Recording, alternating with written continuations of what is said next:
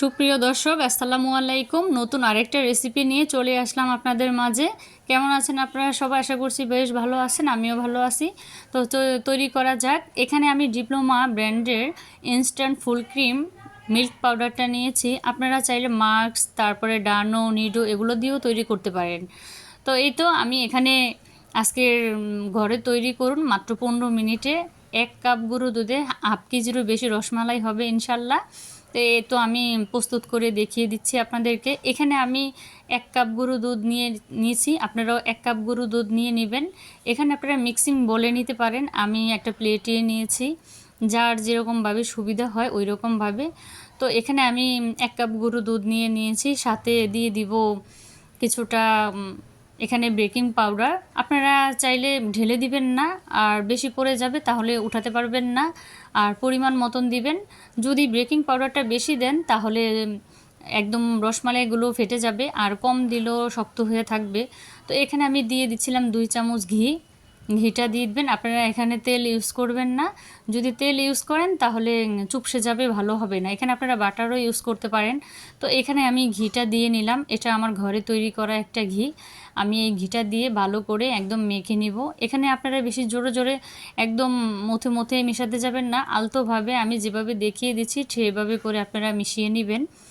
নিয়ে এখানে আপনারা একটা ডিম, আমি এখানে বড় সাইজের একটা ডিম নিয়েছি, আপনারা একটু ডিমটা নিয়ে নেবেন। আমি এখানে ডিমটা ফেটিয়ে নিচ্ছিলাম। ডিমটা একেবারে দিয়ে দিবেন না, আপনারা অল্প অল্প করে মিশাবেন আর অল্প অল্প করে দিবেন, তাহলে একটু সুবিধা হয়। আমি যেভাবে দেখিয়ে দিচ্ছিলাম আপনারা এভাবেই ফলো করবেন, টিপস সহকারে একদম ফলো করবেন, তাহলে দেখবেন একদম ইজিলিভাবে বাসায় আপনারা তৈরি করতে পারবেন। তো এই যে আমি হাত দিয়ে মেখে নিচ্ছিলাম, আর আমি একটু দিব আর একটু ডো তৈরি করে নিব, এভাবেই আমি মিক্সিংয়ের কাজটা করে নিব। একদম হাত দিয়ে ভালো করে আমরা যেভাবে ময়দা মেখে নেই ওইভাবে মাখা যাবে না, খুবই আলতোভাবে এটারে মেখে নিতে হবে। তো এখানে আমার আরও একটু ডিম লাগবে, এজন্য আমি ফেটানো আরও একটু ডিম দিয়ে নিলাম। এই কাজটা খুবই একদম সাবধানতার সাথে করতে হবে, আর এটা একটা ইম্পর্টেন্ট পার্ট। তো আমার এখানে যদি বেশি হয়ে যায় এজন্য আমি এখানে 4 চামচ দিয়ে তারপরে দিচ্ছিলাম, আর হাত দিয়ে মেখে নিব, তাহলে বেশি কম হয়ে গেলে। আর এই ডোটা হবে একদম সফট একটা ডো।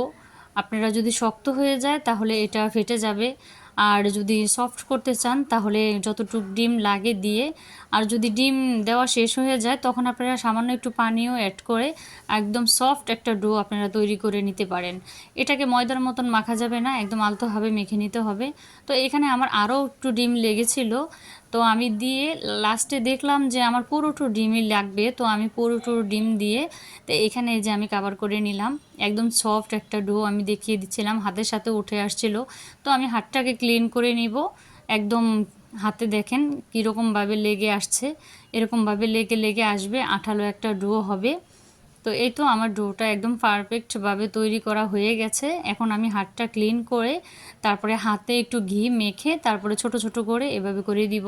এই কাজটা কেউ গোল করে, কেউ লম্বাটে করে, কেউ আবার এরকম সাইজের করে, এক একজন এক এক রকম করে। তো আমি একটু গোল শেপ আমার ভালো লাগে, এজন্য আমি দিয়ে নিলাম। এটা একটু ছোট ছোট করে আপনারা দিবেন, তাহলে দেখা গেল যখন এটা দুধের ভিতরে দেওয়া হবে তখন এটা একদম ফুলে ডাবল হয়ে যাবে।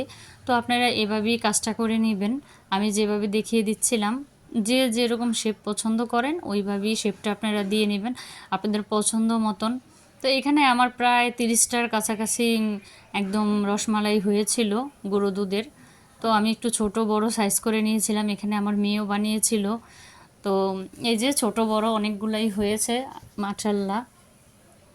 এখন আমি চুলায় 1 কেজির দুধ জাল করতে দিয়ে দুধটাকে দিয়েছি। জাল এই করে ঘন দুধটা করে যখন নিতে একটু হবে ফুটে এটা উঠবে মালাই তৈরির তখনই জন্য। আমরা এখানে রসমালাইগুলো আমি দিয়ে দিব। 3-4টা এলাচ ফাটিয়ে দিলাম। এলাচের ফ্লেভারটা এতই ভালো লাগে যে খুবই একটা সুঘ্রাণ বের হয়। এখানে 1/3 কাপ চিনি দিয়ে দিলাম আমি।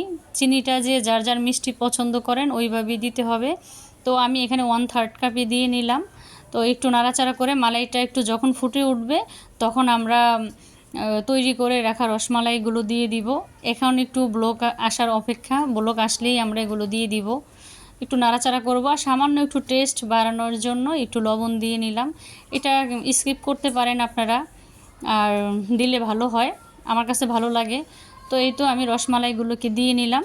রসমালাইগুলোকে দিয়ে যখন একটু ফুটে উঠবে তখন ঢাকনা দিয়ে দিব। একটু নাড়াচাড়া করে দিতে হবে যেন এক জায়গায় জমাট বেঁধে না থাকে। আর একটু ভালো সাবধানতার সাথে এই কাজটা করতে হবে যেন একটু ভেঙে না যায়। তো এই তো নাড়াচাড়া করে আমি এখন ঢাকনা দিয়ে একদম চুলার আঁচটা লো ফ্লেমে রেখে দিব। যখন একটু আস্তে আস্তে ফুটে উঠবে, বলক আসবে, তখন সরাসরি ঢাকনা উঠানো যাবে না। এইভাবে করে একটু একটু করে হাওয়া বের করে দিতে হবে যেন একদম জলীয় বাষ্পগুলো বের হয়ে যায়। তো এই কাজটা একটু ধৈর্য সহকারে বারবারই করে নিতে হবে। ঢাকনাটাকে একদম এভাবে উল্টিয়ে আবার দিয়ে নিতে হবে যেন বাষ্পগুলো বের হয়ে যায়। এভাবে 15 মিনিট জাল করে নিতে হবে, নিয়ে মালাইগুলোকে তৈরি করতে নিতে হবে। আর রসমালাইগুলোকে আমি তুলে নিব। তো এই তো 15 মিনিট আমার হয়ে গেছে, একদম ফুলে টইটুম্বর হয়ে গেছে রসমালাইগুলো। একটু নাড়াচাড়া করে দেখছিলাম, তারপরে এগুলোকে তুলে রাখবো। তো এই কাজটা একটু সাবধানতার সাথেই করবেন। তো এই তো আমি একটু দেখিয়ে দিচ্ছিলাম উঠিয়ে চামচ দিয়ে, এভাবে একদম রসমালাইগুলো ফুলে গেছে। তো এখন আমি একটু সাবধানতার সাথেই কাজটা করতে হবে। আমি এগুলোকে তুলে নিয়েছি, তুলে নিয়ে যখন মালাইটা ঘন হয়ে যাবে তখন আবার আমরা এগুলো দিয়ে নিব। তো বারবার করে নেড়ে আমি মালাইটাকে ঘন করে নিচ্ছিলাম। আর এখানে 1 কাপ গুঁড়ো দুধে আমি একটু পানি দিয়ে গুলিয়ে দিচ্ছিলাম। সরাসরি যদি আপনারা এখানে গরু দুধটাকে দিয়ে দেন তাহলে গরম দুধের সাথে জমাট বেঁধে যাবে। এজন্য আমি একটু পানির সাথে মিশিয়ে তারপরে গুঁড়ো দুধটু দিয়ে দিলাম।